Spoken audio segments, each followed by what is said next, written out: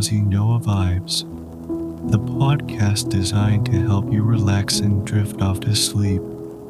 I'm Noah, your host for tonight. Today is Valentine's Day, and many places are celebrating this special day. I know everyone has different feelings about this holiday, but I hope you don't mind me mentioning it.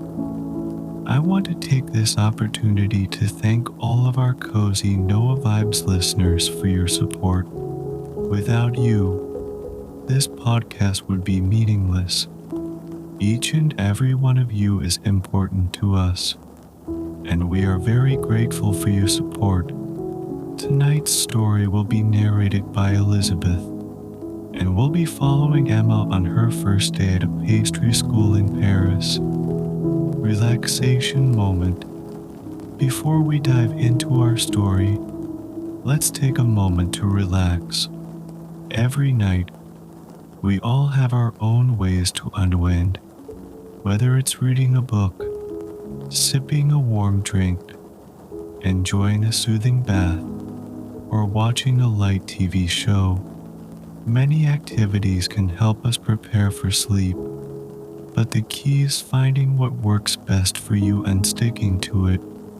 Of course, the final step tonight will be listening to Cozy Noah Vibes.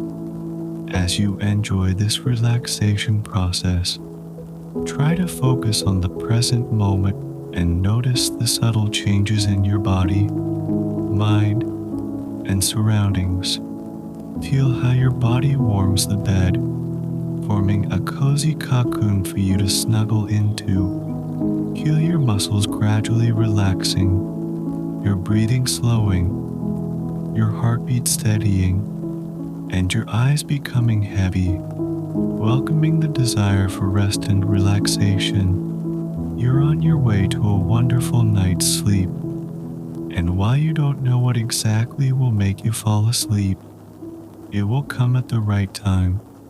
Now that you're settled in bed, it's time to hand it over to Elizabeth, and let's travel to Paris together. Blue skies, fluffy clouds, and delightful adventures await us.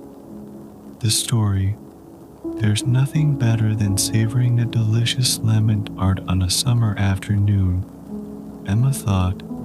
She sat in a small caf near the Sacre Coeur, the ancient church perched on a hill overlooking Paris.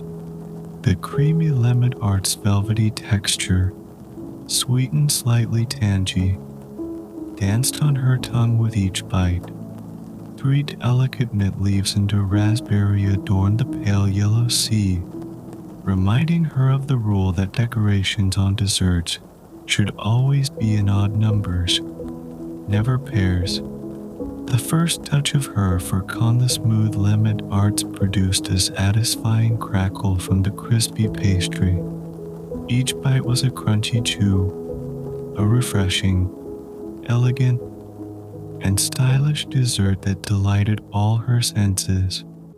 As she enjoyed her dessert, Emma's gaze drifted to the 3 white domes that adorned the church, reminding her of giant moringas, teardrop-shaped, peak tips, made from the whipped mixture of sugar and egg whites. Emma could imagine tearing off a piece of the giant meringue, revealing its chewy interior. Meringues are a staple recipe in French pastries, something she had read about while preparing for this trip.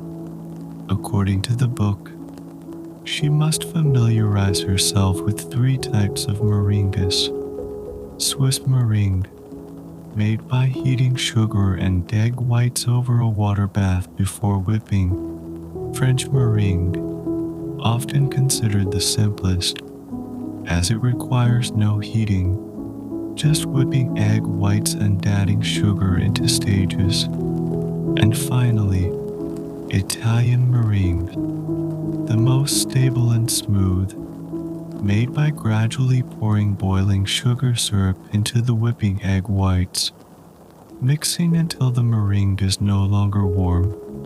Its smooth texture makes it ideal for baking into crispy on the outside, chewy on the inside meringues.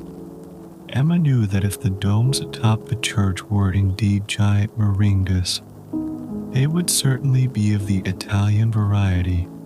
Smiling, Emma turned to see Paris quieting down on this Sunday afternoon, the sky clear, and the Eiffel Tower in the distance quietly overlooking the city. In early summer, Emma suddenly had the urge to make panna cotta, a gelatinous cream dessert.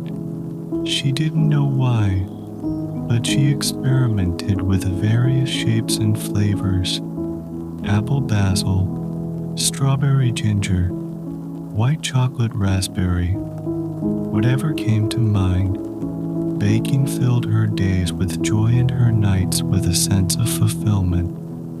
This creative experimentation in the kitchen led her to search for pastry schools online, eventually finding one in Paris.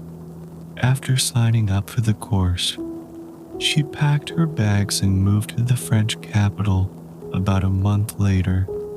Emma had been to Paris before, but visiting and living there were different experiences. As a visitor, you go to the main attractions and try to absorb as much information as possible. But when you live there, you start noticing the unique little details of each place, especially the smell of chestnut trees after rain, or the scent of freshly baked bread in the morning. No one is particularly rushed. They sit and enjoy their morning coffee. These are the details Emma learned to appreciate during her time in Paris. The central architecture of Paris seemed to transport her back to another century, with buildings neatly lined up, connecting small and winding streets. Most shops were made of wood, with small windows. Some streets were decorated with flower pots hanging from street lamps, while others were bare, showcasing their charm. Emma fell in love with Paris, not because it was a romantic city, but because she felt at home there. She realized that the French not only found meaning in work but also in life itself. Of course, having a job was important, but enjoying the process of living was equally crucial. Emma enjoyed everything about living in Paris. She finished the last bite of her dessert and sat in her chair, pondering what the next day at pastry school would be like. What would it be like? What would she make first? Only time would tell. In the corner of her eye, Emma noticed the lady next to her had ordered a small dome-shaped dessert, covered in chocolate and nuts. Emma's inner dessert lover was drawn to all things sweet like a magnet. On the lady's plate was a hazelnut mousse cake, consisting of various layers, covered with chocolate hazelnut frosting. Simply put, it looked like an enlarged version of a nutty chocolate ball, cut in half and placed on a white plate. To achieve the dome shape, the chocolate hazelnut mousse must be frozen in a spherical mold for about 30 minutes. Emma imagined the process of mixing the mousse, with the final step being the addition of melted chocolate, paying attention to the temperature difference between the cold hazelnut cream mixture.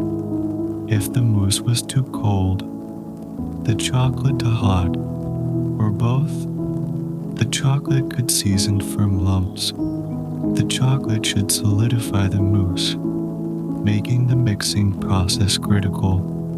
Otherwise, the dough might get stuck in the mold. Slow mixing is key to achieving that smooth, luxurious, and uniform consistency. It was a complex dessert to make, and Emma couldn't help but feel daunted. She had often heard that the French culinary industry was like the military, with the head chef as the commander, and you had to treat them as such. Whatever the head chef said, you had to respond with a firm yes. Chef. Emma had thought the military comparison was a bit exaggerated, but now she began to wonder if she was wrong. What if the kitchen really became a battlefield where she couldn't survive? These thoughts were hard to shake off, and Emma kept thinking about them on her way home. The flower pots on the street lamps guided her path in the night, and as the sky darkened, the moon replaced the sun. She noticed shop owners closing up for the day. On the corner was a bakery, a cozy bake shop where Emma could see through the window bakers mixing dough, preparing it to rise for the next day. Emma remembered watching a show about bread making, where they explained that the mother dough was the foundation for starting a bread batch. Natural yeast causes the dough to ferment, a simple mixture of water, flour, and sometimes a few drops of lemon juice or honey. The fermentation activates the yeast. The bakers turn the dough on a marble countertop with rhythmic, skilled motions, watching their actions. Emma felt a renewed sense of courage. She remembered why she came here. She loved baking, loved making desserts, and even if she failed, she would learn from it and move forward. The next morning, Emma woke up early, put on her white uniform and chef's hat, and walked into the pastry school. The kitchen was filled with copper pots and various tools, and the instructors delivered their explanations seriously, everything looking so professional. Emma felt both excited and nervous, but she knew that as long as she followed her passion, everything would be all right. The story ends here, and I hope it has brought you a pleasant night and sweet dreams. Thank you for listening, and good night. Ending. As the story concludes, I hope you are now in a more relaxed and comfortable state, ready to embrace a wonderful night. No matter what you went through today, this moment is your time. Enjoy this peaceful moment and drift into slumber. Thank you for choosing Cozy Noah Vibes as your bedtime story, and we look forward to meeting you again. May you have a peaceful night and sweet dreams. Good night.